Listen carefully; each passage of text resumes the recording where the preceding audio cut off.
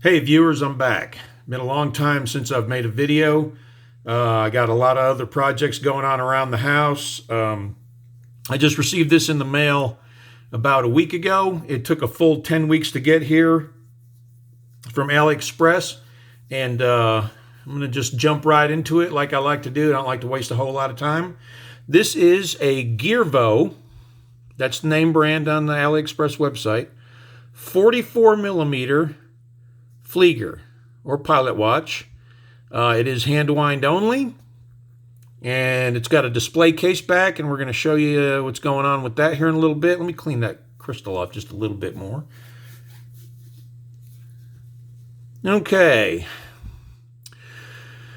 Not real familiar with World War II pilot watches, but these were designed to be easy to read, big bold numbers, big easy crown to manipulate, and then we're going to talk about the size of that crown here in a little bit too. Let's get into the dimensions. This is a 44 millimeter case diameter. It is 49.5 millimeters if you go with the crown. It's 22 millimeter lug width and 51.7 millimeters lug tip to lug tip. So it's not a small watch. The lug tip to lug tip is actually fairly compact in relative to the size of the rest of the watch. It's fairly thin at 12.2 millimeters, and not really fond of NATO straps, but this is the one that it was supplied. It's a good strap, and we're going to talk about that a little bit more too. The crown obviously is a big, easy to grab pilot style. Has good serrations, good grip, easy to wind, easy to pop it out and set your time. It does not hack. You can see the second hand is still turning here while the crown is popped out. This is I don't know if this is an actual genuine seagull, but there are two versions of this that I've seen that are pretty popular, where the small seconds are at the 9 o'clock. That would be the Seagull ST36. This is the ST3621, so your second hand is at the 6 o'clock position. Now, from what I understand, the Unitas 6497, if I'm correct. If I'm wrong, please correct me.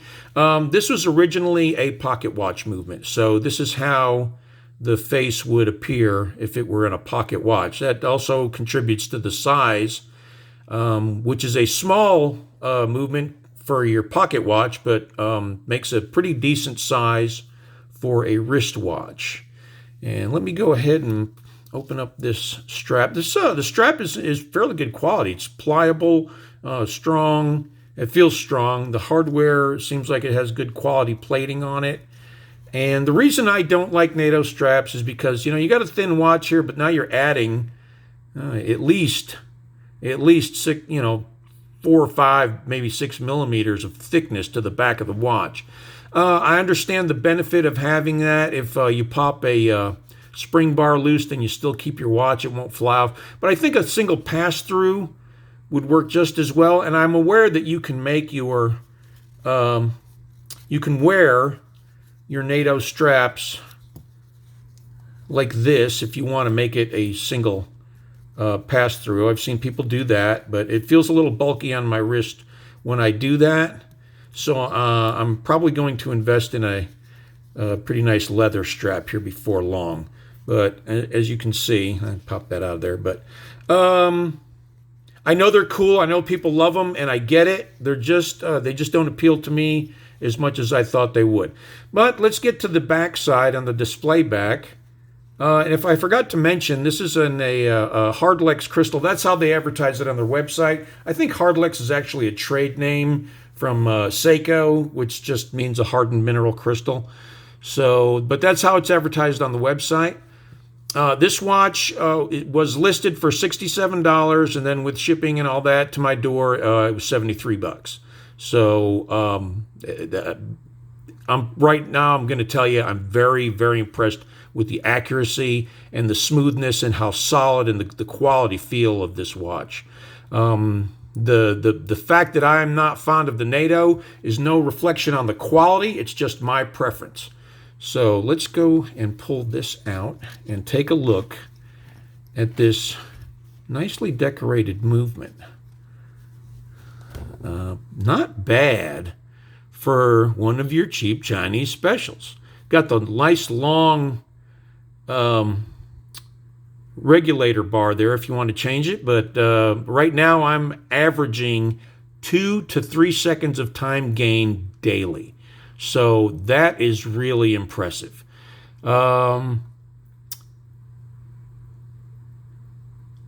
I don't know, I don't have a time grapher, so I can't tell you how healthy it's running, but I can tell you that it's running very accurately. It winds very smoothly. It looks good. It feels good. And I'm going to go ahead and give this a couple of winds so you can watch these, the winding mechanism engage here. You got your click over there, the ratcheting action. It's just very smooth. I don't know if you'll be able to hear it. I'm going to keep my mouth shut and give it a couple of winds and you get it nice and close to the camera here.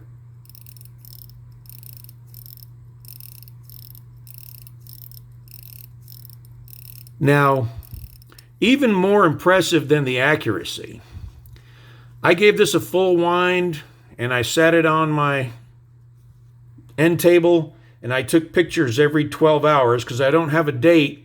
So I couldn't tell, I had to take a picture every 12 hours. I took the first picture at 5 p.m. and I took another picture at 5 a.m., another one at 5 p.m., another one at 5 a.m. This ran 62 full hours on a full wind. So that is over 2.5 days, 2 hours longer than 2.5 days. So that impresses the living daylights out of me. Again, let's look at the brushing on the sides. Looks very, very uniform, very even. You have a glossy snap-on bezel ring. And you have a six slots on the case back. So your standard case removal tool will remove this, no problem. It is a screwed in case back, not screwed on. I've seen these before where they have an individual screw in these 6 positions, but this is screwed in like your typical diver. And I'm going to go ahead and do a quick wrist check. This is my Luminox Navy SEAL watch that my sister-in-law and brother-in-law gave me for Christmas, about 3 years ago, I think it was now. Very reliable, very tough, very great loom because of the tritium. But anyway, let me pop that off and we'll put the new watch on and show you how it looks on my 7.5-inch wrist here. And get this. Can be patient while I set this up off camera. And get it put on.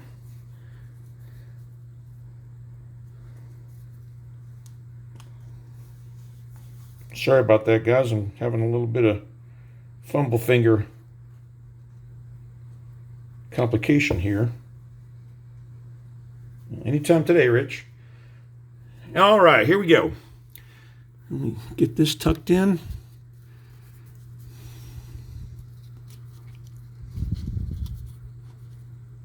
Boy, look at me being all prepared today, huh?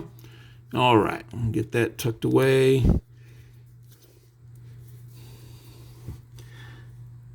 It's a good-looking watch. It's a good-looking watch. It looks great. I love the way it looks.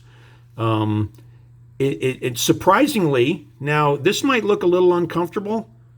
I can barely feel that because the crown is nicely rounded. I bought a spare crown thinking I might want to change it, and actually I have this one notch tighter than I normally wear it. There, that's better. Get that tucked back up. So that doesn't bother me one bit. It may look a little uncomfortable. I'm being extreme here, but I haven't noticed any abrading or discomfort whatsoever wearing it like that. Again, you got the the thickness of the strap doubled up underneath that gives it a little bit of elevation off your wrist. But, you know, it's not that bad, really. I may be able to get used to it, but I still want to put a nice leather strap on it. I still do want to put, good God, Barton's got so many of them, especially in 22 millimeter. So I'm glad that it came in a common size. I've seen watches in 44 millimeter that have a 24 millimeter lug width, but I'm glad this is the standard 22. So anyway, there was one thing else I wanted to show you guys. Oh, the loom. Let me give this. That's another thing that's impressive about this. Let me charge it up and kill the light, and I'll be right back.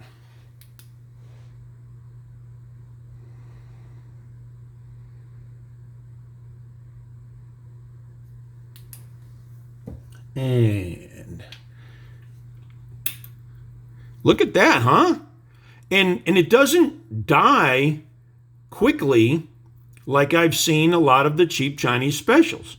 I have enough lume to where if I open my eyes 2 to 3 hours into sleeping and I open my eyes and look at the watch, I can still read what time it is. So that this is a real hidden jewel. I see some of these watches, then they talk about them and the lume sucks and it doesn't last very long, and there's quality control issues. And maybe I got lucky and got a good one, but I don't know how to get this to focus in the dark here. Turn that back on, and very impressed indeed. If you have a smaller wrist and you like big watches, you can pull it off because it's comfortable. If you have a big wrist, it'll look even better on you, I think. I enjoy it, and it doesn't keep winding like an automatic, where you have some slippage in the mainspring barrel.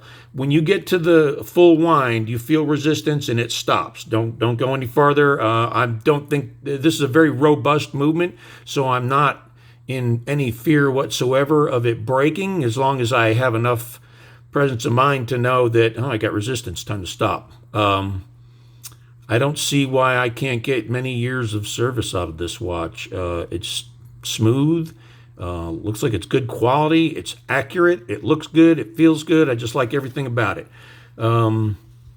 So I hope you all enjoyed that. Thanks for the subscribers, and thanks for the positive comments. You guys are awesome.